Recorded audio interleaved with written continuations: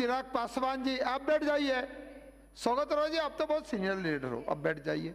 सभी को मैं दोबारा निवेदन करता हूं कि 5 मिनट में अपनी बात को समाप्त कीजिए। चिराग पासवान जी। अभी जवाब देना। धन्यवाद सर, जवाब देना उनसे मिल जाए। धन्यवाद सर। सर, राष्ट्रपति जी के अभिभाषण पर धन्यवाद प्रस्ताव के दौरान अपना मत रखना मेरे लिए एक सौभाग्य की बात है, और ये मौका, ये लम्हा और ज़्यादा खूबसूरत इसलिए भी हो जाता है क्योंकि ये इस दशक का राष्ट्रपति जी का पहला अभिभाषण था, और इसमें प्रधानमंत्री जी के प्रयासों को बहुत व्यापक तरीके से प्रधानमंत्री जी के अभिभाषण में दर्शाया गया। लोक जनशक्ति पार्टी की हमारी प्राथमिकता है कि हमारे जो अभिभावक आदरणीय रामविलास पासवान जी के सपनों का समाज, उनके सपनों के देश को प्राथमिकता देते हुए हमने हर उस नीति का हम लोगों ने समर्थन किया। मजबूती के साथ सरकार के साथ हम लोग खड़े रहे, जहां पर सामाजिक समानता, आर्थिक समानता और विकास की तरफ जब जब इस सरकार ने मजबूत कदम उठाए, और उसी दिशा में राष्ट्रपति जी का जो अभिभाषण आया है वो उस लक्ष्य को पूरी तरीके से दर्शाता है। सरकार के सहभागी होने के तौर पर भी और राष्ट्रपति जी के अभिभाषण में हर उस बिंदु को गहन रूप से उसका अध्ययन करने के बाद पूरी तरीके से हम लोग राष्ट्रपति जी के अभिभाषण पर आए इस धन्यवाद प्रस्ताव का हम लोग समर्थन करते हैं। सर, इस संसद में मौजूद तमाम हर एक सांसद को पूरी तरीके से उनको इस बात की इजाजत है कि वो यहाँ पर सरकार की नीतियों का अपने अपने हिसाब से वो आंकलन करें।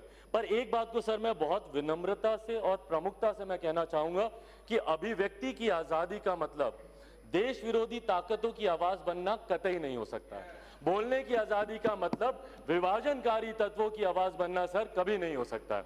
हकीकत यह है सर कि 2014 में देश ने पहली बार एक ऐसा चुनाव देखा जहां पर जात पात धर्म मजहब से उठकर देश ने पूरी तरीके से हमारी केंद्र की सरकार, हमारी एनडीए की सरकार, हमारे आज के प्रधानमंत्री आदरणीय नरेंद्र मोदी जी के विकास के एजेंडे को, उनके डेवलपमेंट के एजेंडे को उन्होंने समर्थन दिया, और उससे बढ़कर समर्थन उन्होंने 2019 में दिया, क्योंकि पिछले 5 साल में जो बातें हम लोगों ने कहीं कहीं ना कहीं वो धरातल पर उतरी।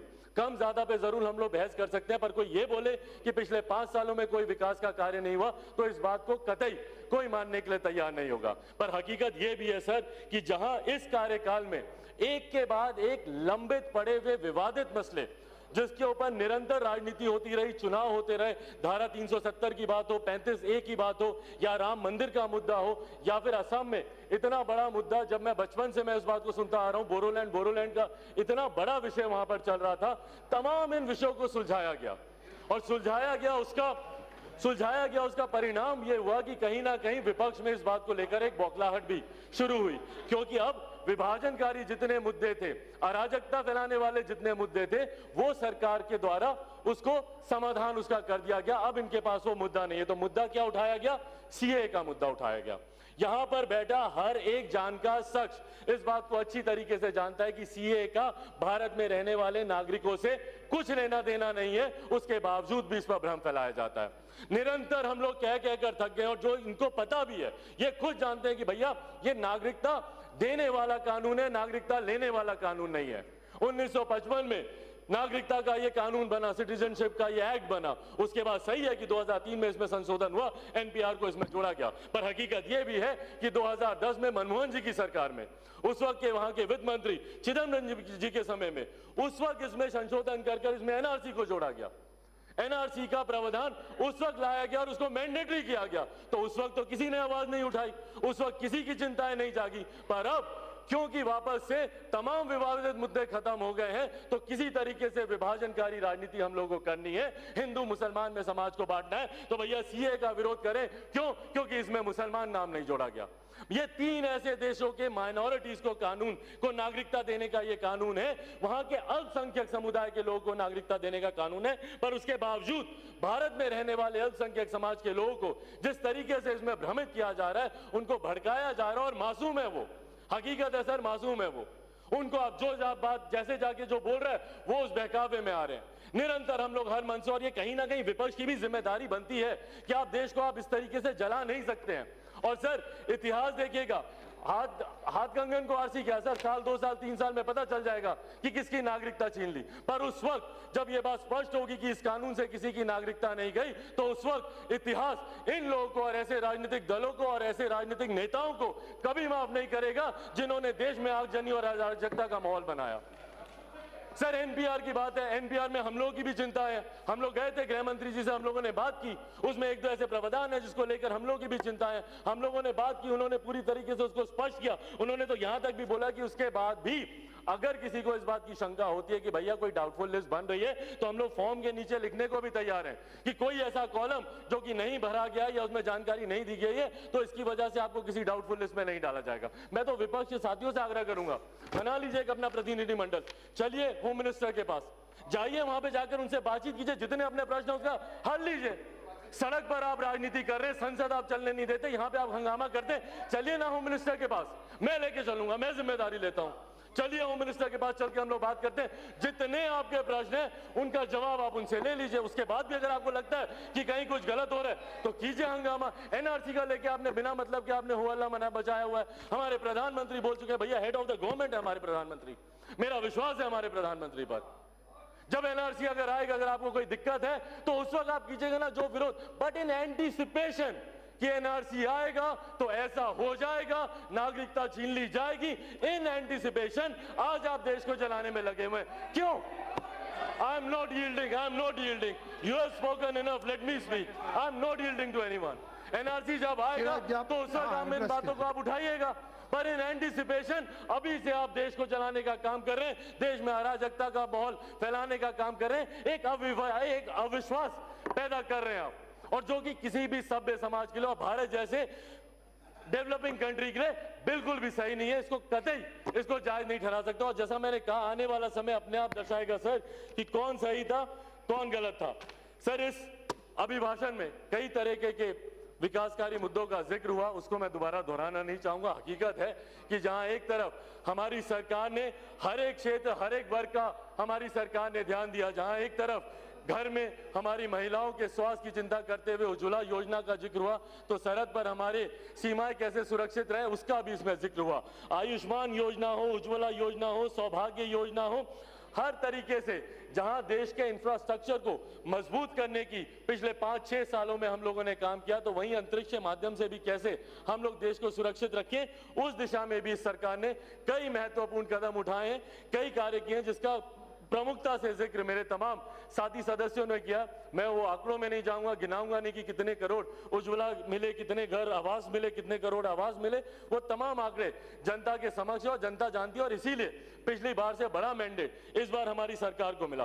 पर सर मेरी पार्टी की तरफ से कुछ ऐसे विषय हैं जिसको मैं सरकार के समक्ष मैं रखना चाहता हूं, कुछ ऐसी मांगे हैं मेरी अपनी पार्टी की तरफ से जो मैं सरकार के समक्ष मैं रखना चाहता हूं, और मैं चाहूंगा कि सरकार उस पर भी उतनी ही गंभीरता से अपना ध्यान दे, जिसमें सबसे प्रमुखता से इंडियन जुडिशियल सर्विसेज है। सर मैं चाहता हूं कि जल्द से जल्द इंडियन जुडिशियल सर्विस का गठन हो। जिस तरीके से आईएएस आईपीएस ऑफिसर्स कंपटीशन के माध्यम से उनकी नियुक्ति होती है, कंपटीशन के माध्यम से वो चुनकर आते हैं, उसी तरीके से मैं चाहता हूं कि जुडिशियल सर्विस में भी जजों की नियुक्ति भी उसी माध्यम से, अभी जिस तरीके से कॉलेजियम बना हुआ है और उस कॉलेजियम में जो गिनती के लोग घर परिवार हैं उसी में से ही जजों की नियुक्ति होती है। मैं चाहता हूं सर कि जो वंचित वर्ग के लोग हैं, ऐसे अनुसूचित जाति जनजाति पिछड़ा वर्ग या ऊंची जाति में भी जो गरीब परिवार के लोग हैं जिनकी रीच वहां तक नहीं है, वो कंपटीशन के माध्यम से। और सर जब ऐसे लोग जज बनकर वहां पे जाएंगे तो जिस तरीके से हम लोग देखते हैं कि जस्टिस डिलेड जस्टिस डिनाइड, और उसका सबसे बड़ा उदाहरण सर निर्भया का केस 7 साल से सर वो लंबे चल रहा है। मेरी तो समझ के परवाह, मैं सरकार से आग्रह करूंगा कि जिन कानूनों में भी हम लोग को बदलाव करने की जरूरत है वो हम लोग को बदलाव करना चाहिए। अभी तक हम लोग सुनते आ रहे थे तारीख पे तारीख, तारीख पे तारीख, तारीख पे तारीख, अब विकल्प पे विकल्प, विकल्प पे विकल्प, विकल्प पे विकल्प, एक के बाद एक दोषियों को विकल्प मिल रहे हैं अपनी फांसी की सजा से दूर भागने का, उससे हटने का। तो मैं चाहता हूं सर कि जब ऐसे वंचित वर्ग के लोग, सर घड़ी देखकर 3 मिनट मैं शांति से बैठ जाऊंगा, मैं 3 मिनट से ज्यादा नहीं, बस 2 और मेरे विषय हैं। तो मैं चाहता हूं सर कि जल्द से जल्द इंडियन जुडिशियल सर्विसेज का गठन हो, ताकि वंचित वर्ग के लोग भी, गरीब परिवार के लोग जिन्होंने सही मायनों में प्रताड़ना को झेला है, उनको महसूस किया है, जब जज बनकर वहां पे बैठेंगे तो एक ईमानदारी से और तत्परता से वो इन केसेस की तरह वो कार्य करेंगे। Thank you. साथ ही में सर मैं और यहाँ पे जब मैं इस विषय को उठा रहा हूं तो मैं जितनी भी हमारी महिला सांसद है उनका संरक्षण भी चाहूंगा, आपका भी चाहूंगा सुप्रिया मैम, सबका संरक्षण चाहूंगा, समर्थन भी चाहूंगा। विमेन रिजर्वेशन बिल सर, देश की आधी आबादी है और आधी आबादी, थैंक यू, देश की आधी आबादी है सर और आधी आबादी को अब उसका सम्मान मिलना चाहिए।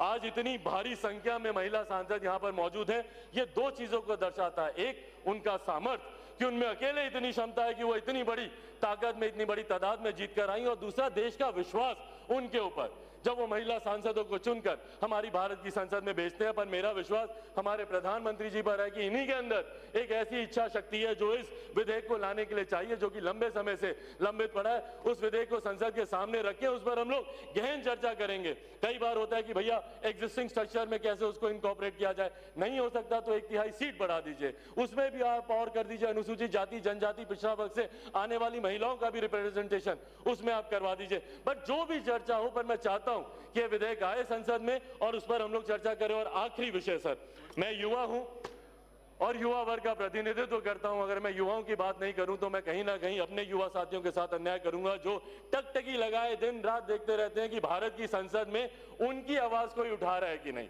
जब मैं बाहर जाता हूं तो मैं उनकी चिंताओं को समझ सकता हूं, जब वो मुझे बोलते हैं कि भैया वहां पर तो हर राजनीतिक दल अपनी राजनीतिक रोटियां सेकता है, हमारी बात कौन करता है? जात पात धर्म मजहब की तो सब बातें करता है, हमारा विषय कौन उठाता है? इसीलिए सर, युवा वर्ग का प्रतिनिधित्व करने के नाते मैं उन युवाओं के तमाम विषयों को उठाना चाहता हूं। मैं चाहता हूं कि युवाओं को लेकर एक गहन चर्चा हो, बेरोजगारी का मुद्दा हो, बेहतर शिक्षा प्रणाली का मुद्दा हो, उनकी बेहतर जीवन शैली का मुद्दा हो, जो भी हो उसमें गहन चर्चा हो। और सर, अब समय है, भारत एक युवा देश है, अब समय है देश में एक राष्ट्रीय युवा आयोग के गठन का।